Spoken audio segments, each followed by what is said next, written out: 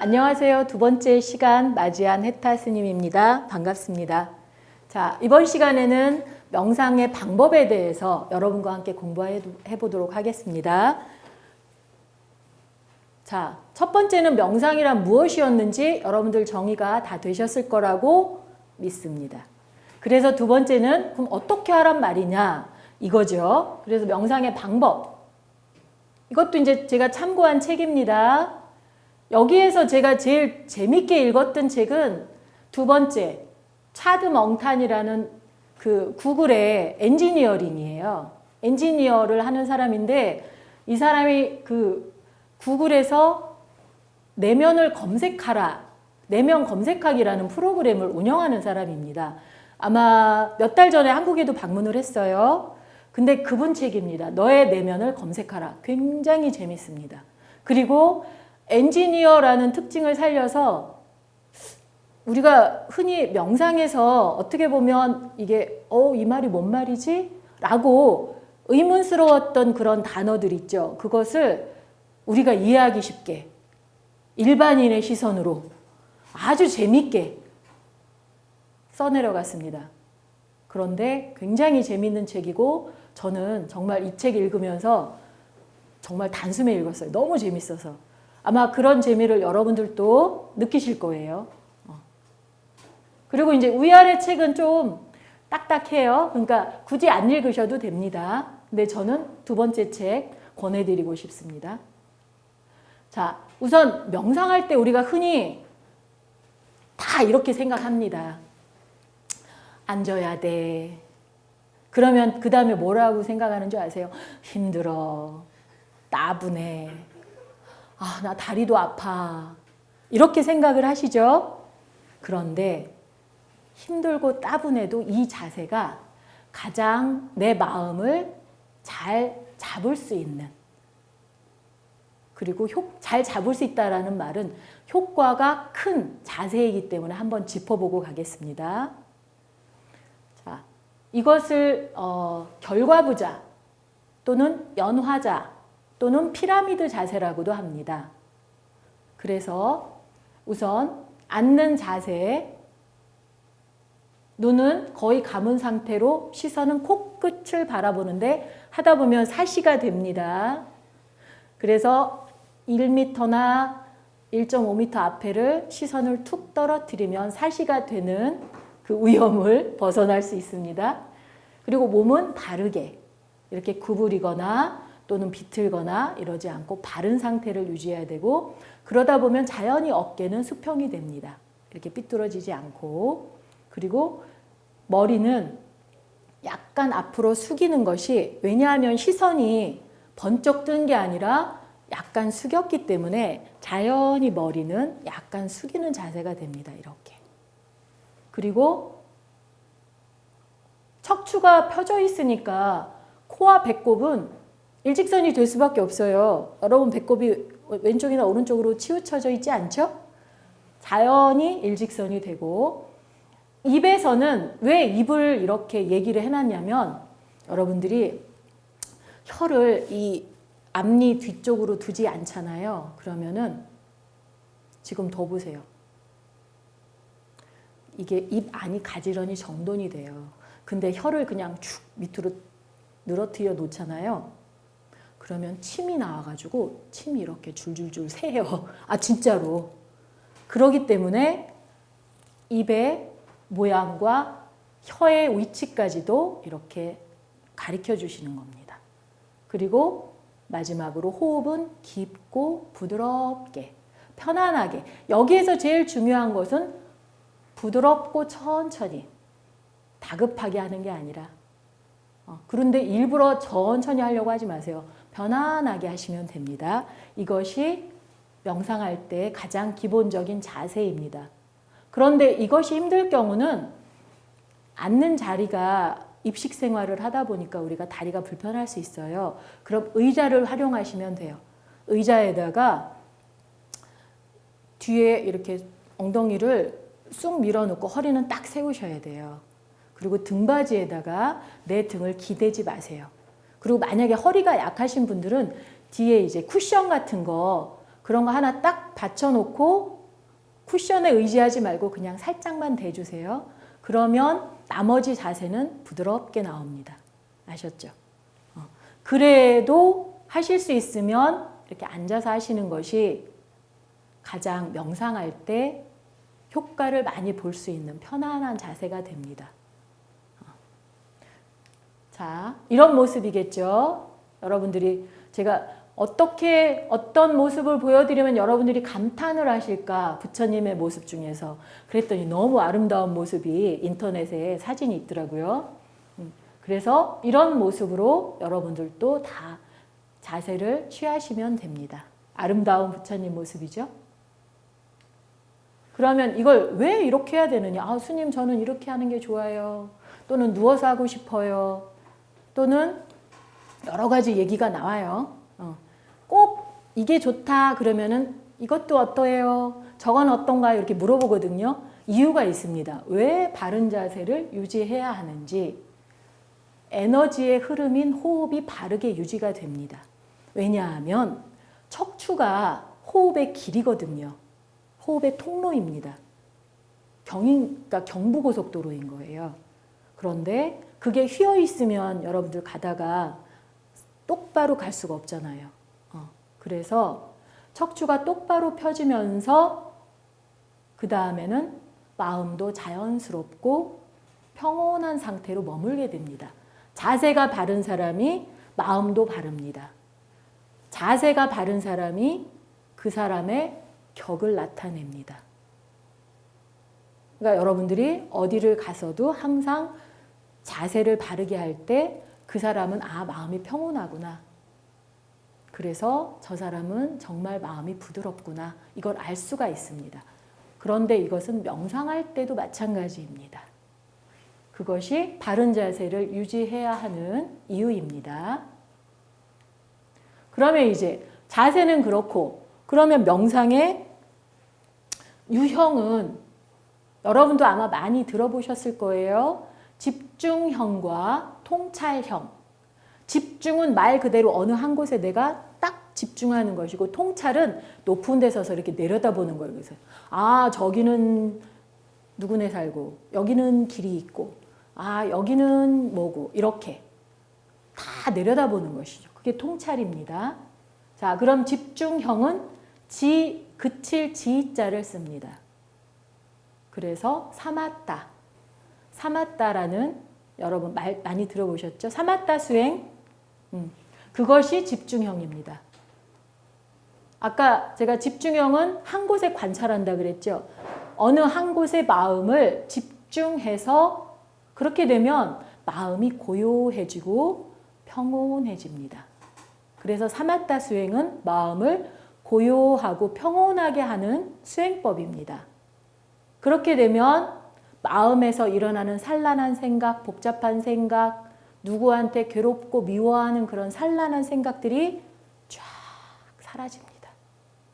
그렇기 때문에 사마타 수행은 산란한 마음, 생각이 많은 사람, 아주 맨날 생각 때문에 괴로운 사람들이 하면 굉장히 효과가 좋은 그런 수행법입니다.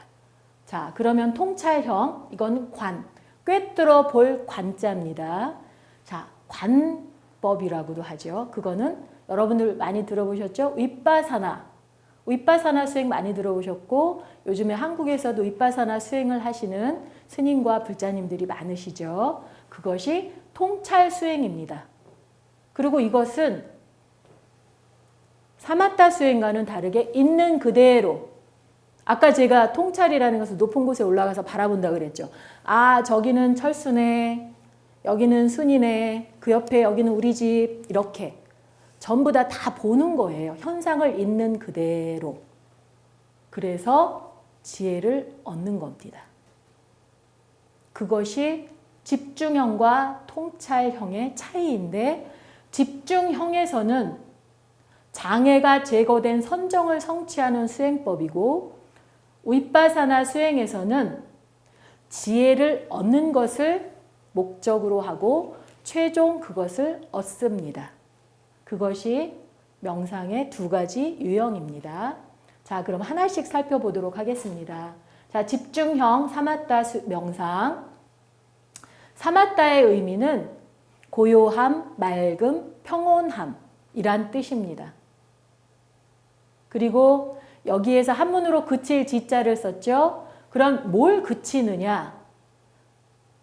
모든 해로운 상태, 장애가 가라앉고 그친다. 아까 제가 말씀드린 것처럼 복잡한 생각, 어지러운 마음, 또 이랬다 저랬다 불안한 마음, 또는 내가 나는 왜 이럴까 하는 자괴감, 이런 모든 것들이 한꺼번에 가라앉고 그친다는 의미입니다. 그러면 여러분들이 생각해 보세요. 이게 가라앉고 그쳤어요. 그럼 마음이 어떨까요? 행복하겠죠? 그렇죠? 그렇게 마음이 고요한 상태에 도달하기만 하면 여러분들이 만날 수 있는 건 행복입니다. 그러면 행복은 멀리 있다가 갑자기 나한테 왔을까요? 아니죠.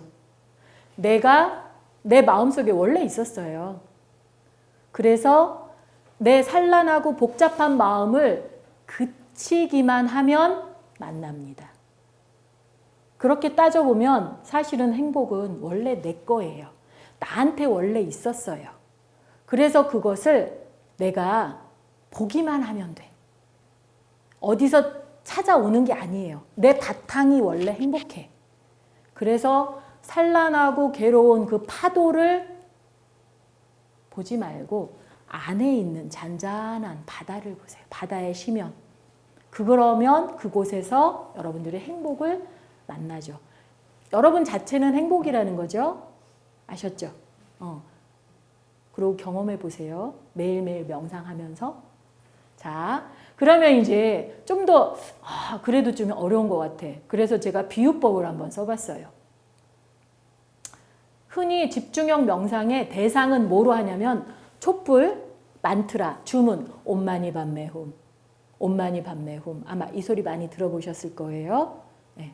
그리고 또는 연불, 관세음보살, 지장보살, 나무아미타불 이렇게 거기에 집중해서 마음을 고정시키는 겁니다. 그런데 이것을 좀 더 쉽게 설명하면 여러분들 학교 다닐 때 이렇게 종이 흰 종이에다가 이렇게 렌즈 대가지고 불 내 보셨죠? 그거예요. 그러면 이 불을 낼 때 이 렌즈가 왔다 갔다 하면 불이 나요, 안 나요? 안 나죠? 거기만 집중해야 되잖아. 그러면 연기가 뿔뿔뿔뿔 나면서 이렇게 종이가 까맣게 그을러지죠. 집중형 명상은 그 방법입니다. 내가 한 가지 대상을 선택해서 마음을 거기에 두어서 강렬한 빛을 쏘는 것. 그것이 바로 집중형 명상입니다. 자, 그러면 통찰형 명상. 윗바사나라는 의미, 그것은 뭐냐면 아까 제가 꿰뚫어 볼 관자를 썼죠. 그게 분명하게 본다. 또는 특별한 관찰, 꿰뚫어 본다. 이런 뜻입니다. 그래서 윗바사나의 명상의 목적은 순간순간에 대한 알아차림, 그것으로 지혜를 보는 것이다. 이게 뭔 말인가? 자, 그거를 좀 더 밑에 쉽게 설명을 해놨는데 좀 글이 길어서 여러분들이 뭔 말이야 할 수도 있어요. 그런데 밑줄 친 것만 한번 봐보세요. 어떤 내 마음에 갑자기 왜 내 마음이 불안하지? 왜 내 마음이 초조하지? 이랬을 때 그 초조한 불안한 마음에 그 마음에 집중할 수 있는 대상을 삼으세요. 그래서 불안하고 초조한 그 마음에 판단을 내리거나 또는 선택을 하거나 주의를 거기에만 머물러 있지 말고 왔다가 가는 것처럼 그대로 불안한 마음, 초조한 마음을 거기에 지켜보다 보면 반드시 그것이 이동을 합니다. 변화합니다. 그래서 지나간다고 말을 하는데 지나간다는 말은 여러분 시야에서 사라진단 말이에요. 그렇게 지나가는 그대로를 보세요. 쫓아가지 말고 쫓아가서 잡지 마세요. 그것이 바로 윗바사나 명상입니다. 제가 아까 멀리 이렇게 높은 데 서서 이렇게 본다 그랬죠. 안 쫓아가잖아요. 그냥 멀리 서서 아, 여긴 철수네 집, 여긴 우리 집, 여긴 순이네 집 이렇게 보는 것처럼 지나가는 대로 그것을 관찰하는 겁니다. 그래서 여기도 또한 마찬가지로 제가 좀 더 쉽게 설명하기 위해서 밑에 예를 들었어요. 여러분들이 좋은 주인인지 아니면은 마음이 옹졸한 주인인지는 손님이 와봐야 알죠. 여러분들이 좋아하는 사람이 왔을 때는 잘해주시죠. 좀 근데 마음에 찜찜한 사람이나 초대받지 않은 사람이 왔을 때 마음이 어떠세요? 좀 불편하고 왜 왔어? 언제 가지? 이러죠. 그런 것처럼 마음에 따라서 손님이 좋을 수도 있고 나쁜 손님일 수도 있어요. 그런데 윗바사나 명상은 오는 손님을 언제든지 반깁니다. 불안한 마음도 반기고 초조한 마음도 반기고 또 기쁜 마음도 반기고 행복한 마음도 반깁니다. 그런데 그 마음을 따라가는 것이 아니라 여러분들 손님이 갈 때 따라가요? 좋다고? 아니면 싫다고 막 내쫓아요? 아니죠. 귀한 손님으로 누구든지 환영해주고 갈 때는 안녕히 가세요. 이렇게 인사하는 그런 마음씨 좋은 사람이 사는 열려있는 집과 같은 거죠. 그래서 어디에 집착하거나 그것을 붙잡아 놓거나 또는 따라가지 않고 그대로 지켜보는 것. 그래서 열려있는 집과 같다고 저는 여러분에게 설명을 드리는 겁니다. 그것이 바로 윗바사나 명상입니다. 그럼으로써 지혜를 얻게 되는 거죠. 자, 그런데 윗바사나 명상은 심리치료적으로 굉장히 독특한 수행법이에요. 그리고 어느 종교에도 없는 불교만이 갖고 있는 굉장히 독특한 불교의 수행법입니다. 그래서 미국에서 심리치료에서는 이 알아차림 명상 또는 사티 명상이라고 하죠. 사티가 알아차림이란 뜻입니다. 사티 많이 들어보셨을 거예요. 그것을 마인드풀니스 메디테이션이라고 하죠. 그래서 이 알아차림 명상이라는 심리학적인 용어로 아주 자리가 잡아 있어요. 그리고 자, 밑에 보면 이 마인드풀니스 메디테이션, 사티 명상을 핵심 기제로 사용한 많이 들어보셨고 또 경험하셨을 겁니다. MBSR, 알아차림 명상에 기초한 스트레스 감소 프로그램이에요. 두 번째 MBCT, 이것은 알아차림 명상에 기초한 인지치료, 인지치료에 MBSR을 플러스한 거죠. 그리고 ACT, 수용과 전념치료, 또 마지막으로 DBT, 변증법적 행동치료, 행동치료에 알아차림 명상을 결합한 방법입니다. 이 모두가 핵심 원료가 뭐냐면 알아차림 명상이라는 거예요. 핵심 재료가. 그만큼 굉장히 윗바사나 명상이 심리치료에 탁월한 효과가 있다는 반증일 수가 있습니다. 자, 그래서 여러분하고 간단히 MBSR, MBCT, ACT, DBT 이것에 대해서 간단하게 한번 설명을 듣고 넘어가겠습니다. 자, 많이 들어보셨죠? MBSR. 제일 여러분들이 많이 들어보고 접해보고 아마 경험해 보셨을 그 MBSR은 존 카바친이라는 분이 사용을 하셨어요. 근데 이분이 발견한 건 아니에요. 남방불교에 가셔서 이분이 그 고행가라는 그 남방불교 수행센터에 가서 이분이 가서 수행을 하셨는데 이거다. 아이고. 이렇게 당신이 생각을 한 거예요. 그래서 이걸 심리치료에 적용을 해야 되겠다. 그래서 이 8주 과정을 만들었어요. 근데 8주 과정 여러분들 아시겠지만 다 불교 명상 수행법입니다. 거기에 스트레스나 만성 질환이 있는 사람들에게 사용을 했더니 최고더라. 그리고 효과 만점이더라. 그래서 MBSR, 알아차림 명상에 기초한 스트레스 감소 프로그램이라고 아예 이름을 붙인 겁니다. 그리고 여기에는 공식 명상과 비공식 명상으로 할 수 있어요. 공식 명상은 모두 같이 모여서 어느 센터에서 같이 하는 거고, 비공식 명상은 집에서 나 혼자 매일매일 해야 되는 프로그램입니다. 여러분들 걷지 않는 사람 있어요? 먹지 않는 사람 있어요? 그러니까 걸을 때, 먹을 때 우리가 어떻게 명상해야 되는지 그것을 나타내는 비공식 명상, 이렇게 나눌 수 있고요. 그리고 여기에서 중요한 거는 자동 조종이라는 용어입니다. 자동 조종이라는 게 뭐냐면 나도 모르게. 여러분들 운전 다 하시죠? 그러면 초보 운전할 때는 어떠셨어요? 깜빡이 언제 켜지? 이 길이 지날 때 나는 1차선 가야 되나 2차선 가야 되나 막 다 알아차리시죠? 이럴 때는 자동 조종이 아니에요. 알아차리는 거예요. 다 벌벌벌 떨면서. 그런데 이제 조금 익숙해지고 여러분 딱 6개월 걸리더라고요. 저도 보니까. 6개월까지는 막 알아차려. 그리고 여기서 가면은 어느 길이 있고 머릿속이 엄청 복잡해요. 정신 바짝 차려요. 그리고 자세도 이렇게 가요. 근데 6개월 지나가잖아요. 뒤로 빠져요. 아유, 이만큼 가면. 그리고 옆에 있는 사람하고 막 말도 해요. 그리고 가다 보면 목적지에 가 있어요. 나도 모르게. 그거를 자동 조종이라고 합니다. 자동 조종이라는 상태가 마음에선 어떻게 되냐면 누가 나한테 안 좋은 소리를 들렸어요. 그러면 여러분들 어떻게 하세요? 저 사람이 저럴 때는 그럴만 할 거야. 이렇게 생각하세요? 아니면 이렇게 생각하세요? 첫 번째인가 두 번째인가는 여러분만 알겠죠? 네, 저도 두 번째입니다. 이런단 말이에요. 이게 나도 모르게 반응하는 거예요.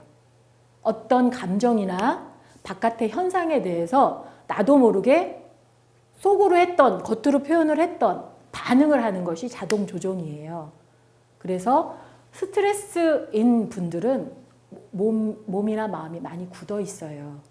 그러다 보니까 스트레스만 받으면 편두통이 와. 누가 나한테 안 좋은 소리만 들으면 배가 아파. 이런 사람 많죠. 이렇게 자동 조정으로 아주 세트로 딱 묶어져 있는 거예요. 그러면 이게 왜 여기에 쌌디 알아차림 명상이 필요하냐면 누군가가 나한테 안 좋은 소리를 들었을 때 편두통이 오잖아요. 그럼 머리 아픈 그 느낌에 집중하는 겁니다. 아파 죽겠는데 어떻게 집중하냐고요? 해보세요. 돼요. 저 배 아플 때 해봤는데 배가 완전히 낫진 않아도 좀 감소가 되더라고요.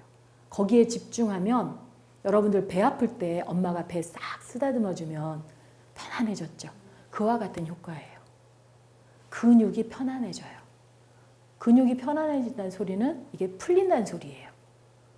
그런 것처럼 내가 거기에 마음을 집중하면 알아차림하면 그 근육이 편안해지면서 뭉쳤던 마음이, 뭉쳤던 몸이 좀 완화되죠.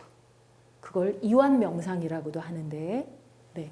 여기에서 이제 이완 명상법을 많이 사용하긴 했어요. 그래서 MBSR에서는 자동 조종된 마음에 알아차림 했을 때 어떤 결과가 나는지를 가장 단적으로 보여주는 수련법입니다. 자, MBSR은 그렇고, 그러니까 언젠가 여러분하고 같이 또 좀 더 깊이 공부할 수 있으면 좀 더 하겠지만 지금은 그냥 그렇다라는 정도만 넘어가죠. MBCT, 이거는 시갈과 그의 동료들이 한 사람이 한 게 아니에요. MBSR은 아까 존 카바친 혼자 했는데 요거는 시갈과 그의 동료들 한 서너 명이 같이 했어요. 이 사람들이 MBSR이 좋다고 소문이 쫙 난 거예요. 미국 사회, 의사협회에서. 그러니까 이 시갈과 몇몇 인지치료 학자들이에요. 가서 8주 동안 자기가 경험해봤어. 너무 좋은 거예요. 해보니까 인지치료를 이거로 똑같이 같이 하면은 효과가 좋을 것 같아서 MBSR과 통합한 프로그램이라 그랬죠. 그대로 갑니다. 프로그램 내용은 똑같아요. 근데 거기에 인지치료적인 ABC 기법이라던가 그 다음에 행위 모드, 존재 모드라는 게 있습니다. 인지 치료에서는. 그 어려운 얘기 나오니까 에이 뭔가 싶죠? 근데 공부해 보면 별로 어렵진 않아요. 그런 요소들을 중점적으로 살펴보니까 우울증을 재발하는데 탁월한 효과가 있었답니다. 여러분들도 한 번씩은 우울해 보셨을 거예요. 그리고 일부러 가을이면 우울해지는 사람도 있어요. 그걸 계절병이라고 하는데 그걸 또 즐기시는 분도 있어요. 자주 즐기시면 큰일 납니다. 네. 그래서 이분들은 즐기는 게 아니라 환자예요. 근데 우울증은 정말 재발하기 첫 번째로 많이 재발하는 병입니다. 우울증을 재발하는데 인지치료만 했을 때와 MBSR을 같이 병행했을 때 치료 효과가 탁월하게 높았어요. 그래서 MBCT라는 그런 이름으로 다시 이제 이 틀을 짠 거죠. 그래서 전반부에는 여기 똑같습니다. 8주 과정. MBSR이랑 똑같아요. 전반부에는 1부터 4회까지는 명상은 어떻고 어떻게 연관성이 있고 이런 것들을 습득하는 과정입니다. 그리고 후반부에 가면은 자기가 고정된 생각, 우울할 때 느끼는 감정 이런 것들을 거리 두고 내가 어떻게 바라봐야 되는지 여기에서도 가장 집중적으로 사용되는 것은 알아차림 명상, 사티 명상입니다. 지금 제가 여러분들한테 말씀드리는 MBSR, MBCT, ACT, DBT는 전부 다 기본 재료가 알아차림 명상입니다. 자, ACT, 수용과 전념 치료라고 하죠. 이것도 한 사람이 한 게 아니라 헤이스와 그의 동료들이 같이 서너 명이 또 뭉쳐서 수용과 전념 치료라는 그 알아차림 명상을 기본 재료로 해서 만들었습니다. 그런데 이것은 불안한 사람들을 중심으로 치료 효과를 본 프로그램입니다. 1단계, 2단계, 3단계로 나눠지고 1단계는 생각과 느낌을 그대로 수용한다. 이 말은 뭐냐면 불안한 사람들은 불안하잖아요. 여러분들은 환자가 아니니까 어떠실지 모르는데 힘든 일이 있거나 불안한 일이 있어요. 그러면 아, 내가 불안하니까 이거를 이렇게 이겨야지. 이렇게 생각하시고 거기에 대처를 하실 수도 있지만 환자들은 어떻게 하냐면 도망가요. 어떡하지 무서워서? 또는 그거를 불안한 기미가 보인다 그러면 그걸 통제하려고 그래요. 그거를 내가 이렇게 해야지 저렇게 해야지 이러면서 마음이 딱 돌덩이처럼 굳어져요. 그래서 불안이 왔을 때 더 크게 딱 맞아버려요. 그렇기 때문에 이 사람들의 불안한 환자들의 그 정서를 회피하거나 통제하지 않고 있는 그대로 알아차림 명상하도록 그렇게 이끌어주는 겁니다. 그것이 자신의 불안할 때 생각이나 느낌을 우선 찾아서 있는 그대로 수용하는 겁니다. 그리고 2단계에는 환자한테 물어봐요. 당신의 인생에 어떤 것이 가장 중요합니까? 라고 가치를 발견하게 합니다. 그리고 어떻게 하실 건가요? 그러면 회피하거나 통제할 때보다는 자신이 편안해진 걸 느껴요. 그러면 아, 내가 어떻게 하겠다라고 스스로 결정하게 합니다. 2단계에서. 3단계에서는 이제는 큰 삶의 틀이 바뀌는 거예요. 불안한 환자에서 건강하고 용감한 쪽으로. 그러다 보니까 삶의 목표를 실현하기 위해서 내가 이거는 하지 말아야 되겠다. 내가 이건 꼭 해야 되겠다. 라는 결단을 내리게 됩니다. 그리고 행동을 하게 하죠. 행동할 때도 막 거창한 걸 하게 하는 게 아닙니다. 할 수 있는 것을 첫 번째. 크게 할 수 있는 게 아니라 아주 작게 할 수 있는 것. 그렇지만 내가 우선 할 수 있는 것을 행동하도록 그렇게 3단계에서 환자 스스로 찾도록 도와줍니다. 그것이 ACT입니다. 여기에서도 알아차림 명상, 사티 명상을 주 재료로 삼고 있습니다. 마지막, 변증법적 행동치료. 리네 한이라는 사람이 이것은 우리나라에 참선하는 방법과 아주 흡사합니다. 아마 제가 생각할 때 이 리네 한이라는 분은 그 한국의 참선 수행을 하신 분이라고 저는 개인적으로 생각을 합니다. DBT를 공부하다 보면 그 참선하는 방법과 많이 닮아 있기 때문입니다. 접근법도 그렇고 여기에도 마찬가지로 알아차림 명상. 여기에서는 경계성 성격 장애. 이분들은 뭐냐면 여러분들이 왜 흔히 말하기에 저 사람 좀 이상해 이런 사람들이 있을 거예요. 자기가 누군지 잘 모르는 정체성의 혼란을 갖고 오는 사람. 그러니까 자기도 좀 헷갈리는 사람. 그런 사람을 경계선 성격장애. 그러니까 경계에 이렇게 딱 줄 그려놓고 이랬다 저랬다 하는 사람을 경계선 성격장애라고 하는 거예요. 어려운 말이 아니라. 그리고 그냥 내가 확 죽어버릴 거야. 이렇게 자살하려고 하는 사람이 아니라 맨날 나는 죽어버릴 거야. 그러니까 만성적인 자살 충동을 느끼는 사람들이 있어요. 맨날 죽으려고 해. 맨날 죽으려고 해. 이런 사람. 주위에 조금 아마 생각해 보시면 생각나는 사람 있을 거예요. 그런 분들한테 이 DBT가 굉장히 효과적인 방법입니다. 여기에서도 마찬가지로 두 가지 기술로 정리해서 볼 수가 있는데 what, 무엇 기술, 그 다음에 how, 어떻게 기술, 무엇을 어떻게 할 거냐 이렇게 딱 두 가지로 정리가 됩니다. 그러면 what 기술을 보면 관찰하기, 기술하기, 참여하기 이러면 뭔 말인지 모르겠죠? 자, 제가 설명을 드릴게요. 뭘 관찰하냐면 나의 평상시 느끼는 감정이나 생각 그것을 어떻게 내가 생각하고 어떻게 느끼는지를 관찰합니다.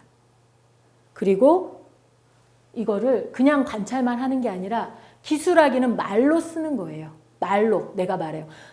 내가 경계선 아니면 죽고 싶을 때는 누군가 나한테 너는 왜 그래? 이 말만 들으면 나는 죽고 싶어요. 그게 반복적으로 일어납니다. 그럼 나는 그래요 라고 입으로 기술하게 합니다. 말로 표현하게 해서 그것을 자기 스스로 듣게 합니다. 그리고 거기에 그럴 때 참여하기는 그 마음에 내가 온전히 내가 참여하는 거예요. 내가 말한 그 상황에 내가 온전히 경험하게 하는 거죠.